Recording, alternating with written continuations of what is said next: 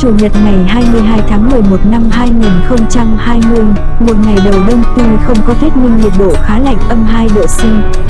Theo chương trình đã lên sẵn, chúng tôi lên đường đi dã ngoại thăm vài điểm đẹp ở tỉnh Đông Séc. 8 giờ lên đường từ Praha, nhằm hướng làng cổ Baroque cách Praha 130 km. Sau khoảng 1 giờ 30 phút chúng tôi đã đến làng.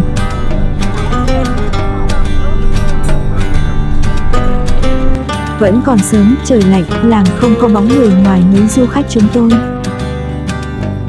Kux là một ngôi làng nhỏ với 270 người dân ở huyện Tờ Giúp Tờ Nốt trong thung lũng của thượng nguồn sông La Bê cách Jaromir nhất khoảng 6 km về phía bắc. Ngôi làng cổ đặc biệt đáng chú ý này có khu phức hợp spa Baroque độc đáo với bệnh viện và có nhiều tượng điêu khắc Baroque của Martha Bernard Brown. Ở làng có nhiều nhà gỗ cổ rất đẹp được bảo tồn. Di tích Baroque cổ còn tồn tại đến ngày nay là cầu thang và các tượng Baroque hoành tráng dẫn lên lâu đài mà giờ đã không còn do lũ lụt, hỏa hoạn và chiến tranh tàn phá.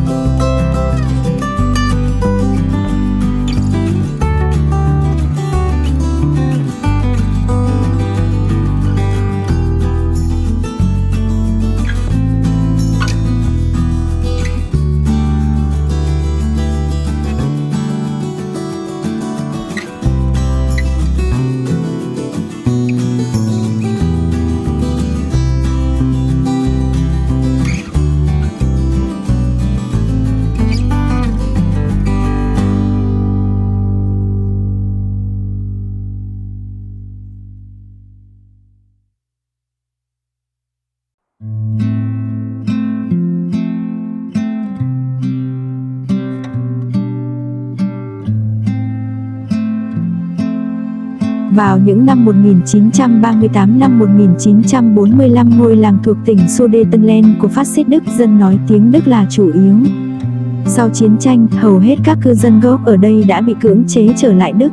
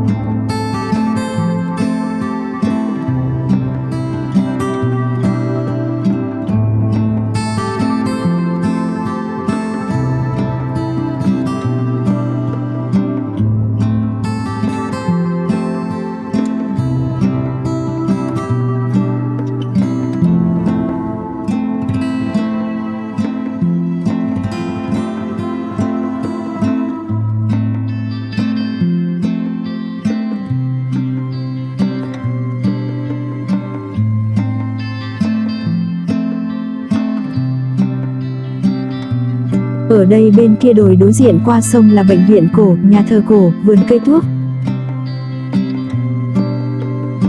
Khu phức hợp Baroque rộng lớn với các tòa nhà trong cảnh quan văn hóa trên cả hai sườn đồi bên sông La Bê được xây dựng bởi bá tước chủ sở hữu điền trang Francesc Antonin Spock, xây dựng trong những năm từ 1692 đến 1724. Năm 1694 Spa Cux đã được xây dựng và đây là một trong những spa nổi tiếng nhất thời đó ở Bohemia. Năm 1702 một nhà hát và trường đua ngựa cũng được xây dựng. Năm 1704 xây tiếp spa và các nhà khách. Năm 1707 năm 1716 xây nhà thờ bệnh viện Chúa Ba Ngôi với hầm mộ gia đình và một bệnh viện của dòng tu anh em Bác Ái với một khu vườn thuốc. Lâu đài được hoàn thành vào năm 1710 và trong những năm 1720 năm 1724, một ngôi nhà spa mới và tòa nhà triết học với một thư viện đã được xây thêm. Trong suốt cuộc đời của bá tước Spock, tầm quan trọng của các spa dần dần giảm sút sau khi ông qua đời, do không được sự quan tâm của những người thừa kế, các spa rơi vào cảnh hoang tàn. Sau đó bị ảnh hưởng lũ lụt, hỏa hoạn và chiến tranh. Năm 1770, cánh Tây Bắc của bệnh viện được xây dựng lại nhưng vào năm 1901 lâu đài bị hỏa hoạn và đã bị phá bỏ.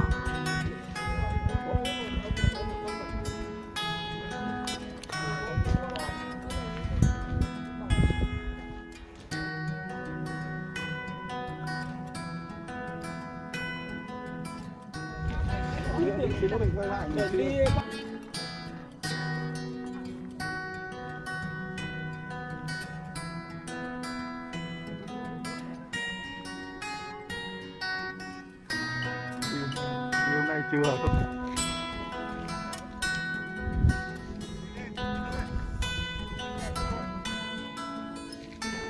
Cây lavender này.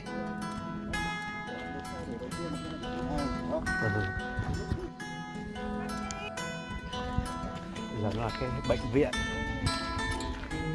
Thích hoạt động tích cực ha. Thích làm phong trào.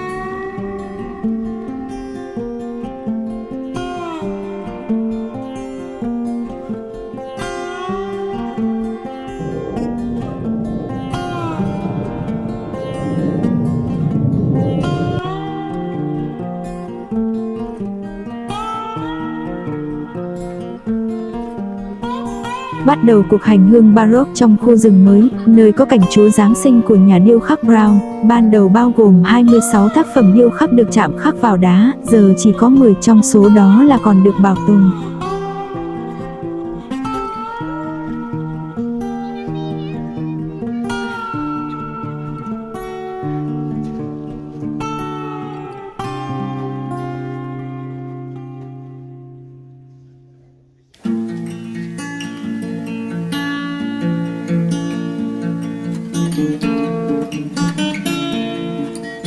Glen Brown với quần thể vài chục tác phẩm điêu khắc lên đá ở trong rừng mới gần đó. Hiện nay Bethlehem Brown trong rừng mới là di tích văn hóa quốc gia được bảo vệ và Cộng hòa Séc đang đệ đơn nộp hồ sơ để danh lam được công nhận là di sản UNESCO.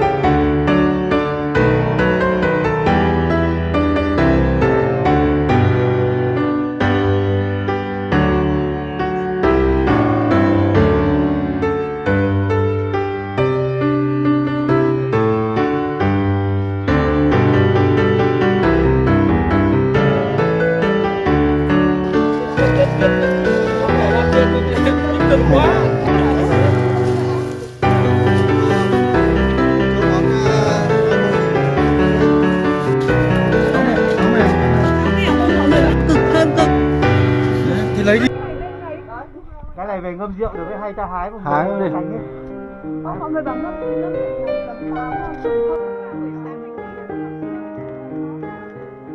cầm máy của run này.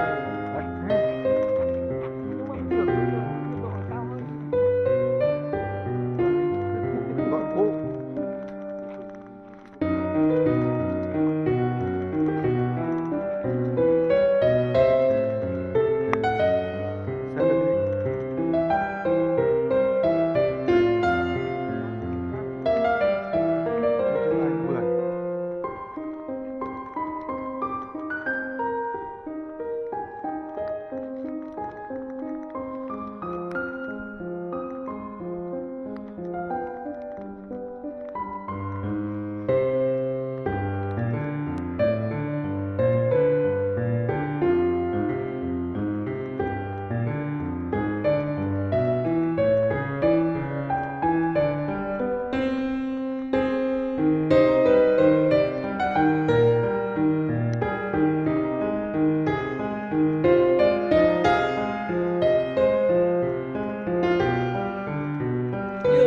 Vườn Phượng Uyển ấy nhỉ?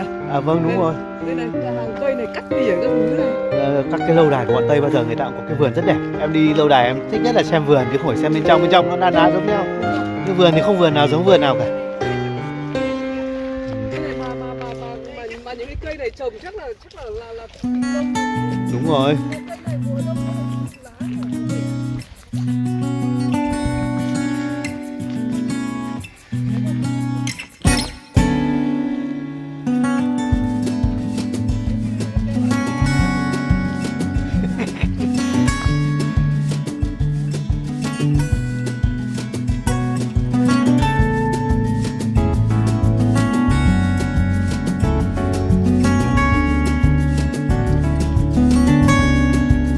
Bệnh viện Spa Cooks.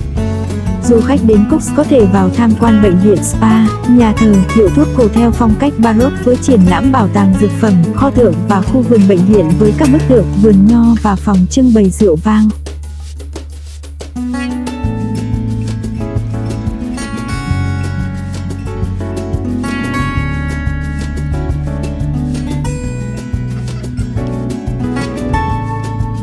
Chuyến tham quan chính đến bên trong bệnh viện Cooks bao gồm sảnh chính của bệnh viện trước đây, nhà thờ Thánh Trinity với hầm mộ của bá tước, phòng tế thần hoặc hiệu thuốc Baroque. Ở đây có bảo tàng dược phẩm SEC, trung tâm của khoa dược của Đại học UK ở Hradec Králové. Du khách có thể tìm hiểu sự phát triển của các hiệu thuốc từ thời Baroque đến thế kỷ 20. Bạn cũng có thể nhìn thấy các hiện vật của Bảo tàng Quốc gia, hiệu thuốc Dictator phố Nerodova ở Praha. Năm 2015, một trung tâm giáo dục được thành lập tại Cooks tập trung vào các hoạt động của bệnh viện và hoạt động của ngành dược.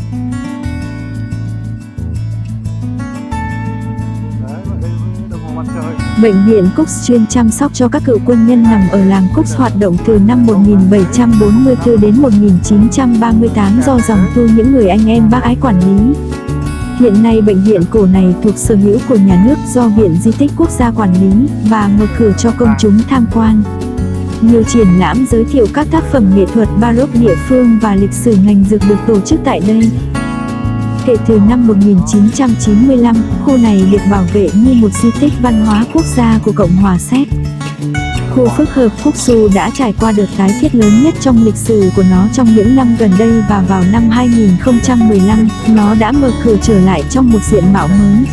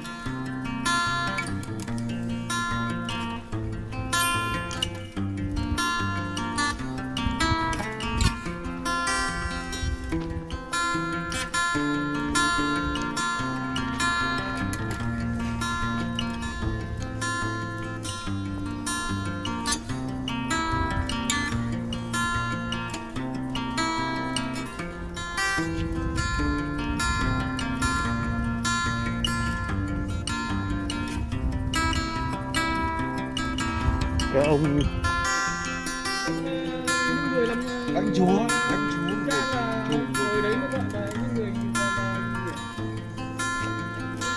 người đất hay ở đây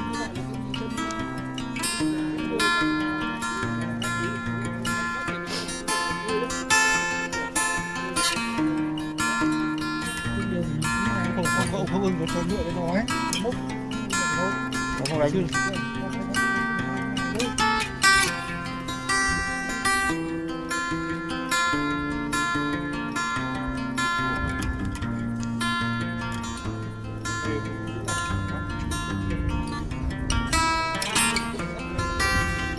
Ờ.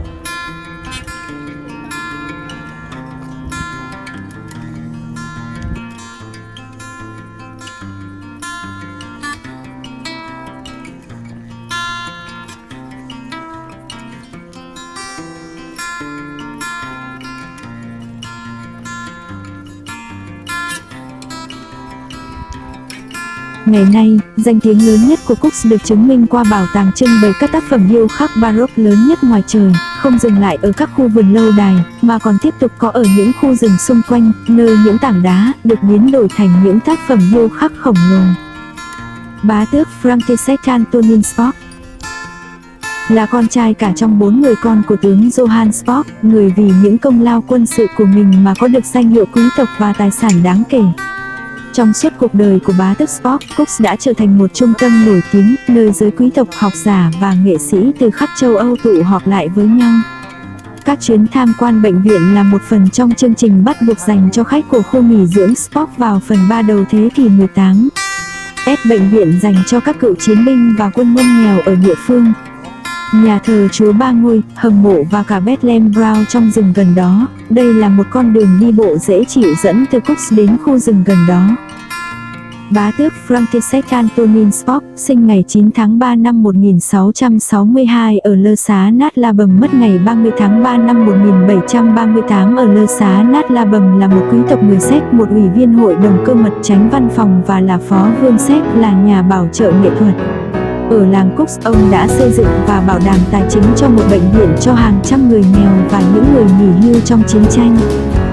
Spock trở nên nổi tiếng chủ yếu với tư cách là người bảo trợ cho các nghệ sĩ nổi tiếng, đặc biệt là nhà điêu khắc Martha Bernard Brown và thợ khắc Michael Wren. Mà tên tuổi của các ông gắn liền với việc xây dựng một spa và một bệnh viện tráng lệ dành cho người khuyết tật ở Cooks, khuôn viên lâu đài ở Lơ Xá Nát La Bầm và Bon Repos gần đó.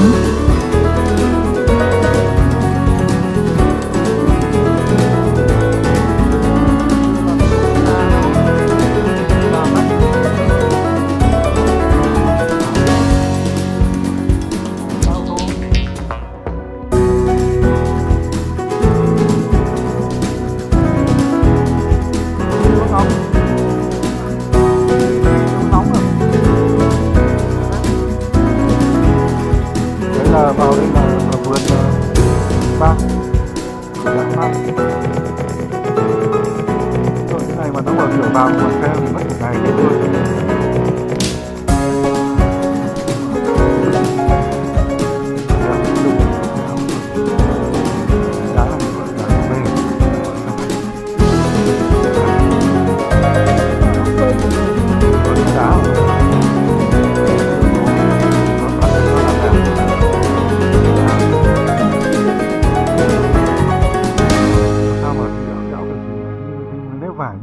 chính là cái ông bờ rau đấy.